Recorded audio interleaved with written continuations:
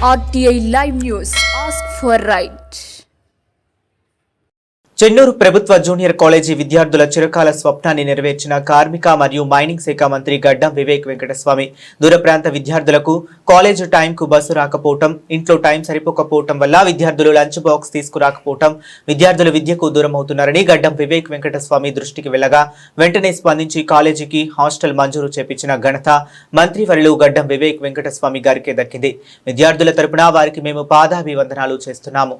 నా పేరు కంబాల ఆనంద. నేను గవర్నమెంట్ జూనియర్ కాలేజ్ చెన్నూరులో ఇంటర్మీడియట్ బైపీసీ సెకండ్ ఇయర్ చదువుతున్నాను. మా ఊరు బొబ్బర్చెల్క. మన గౌరవ మంత్రి వర్యులు శ్రీ గడ్డం వివేక్ వెంకటస్వామి సార్ మాలాంటి పేద గ్రామీణ ప్రాంతాల నుండి చదువుకోవడానికి దూరం విద్యార్థుల కోసం హాస్టల్ వసతిని మంజూరు చేసినందుకు ప్రత్యేక ధన్యవాదాలు తెలుపుతున్నాము.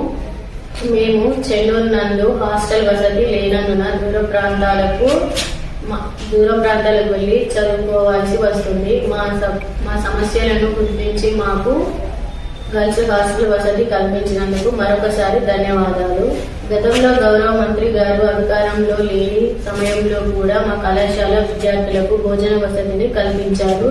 శ్రీ గడ్డం వివేక్ వెంకటస్వామి గారు రాష్ట్ర మంత్రిగా ఉన్నందుకు గర్వంగా ఉన్నాయి. నా పేరు వైష్ణవి. నేను ఇంటర్మీడియట్ ఫస్ట్ ఇయర్ చదువుతున్నాను. కళాశాలకు మా గ్రామం చాలా దూరం. మా గ్రామం నుంచి రావడానికి మాకు చాలా ఇబ్బందిగా ఉంది.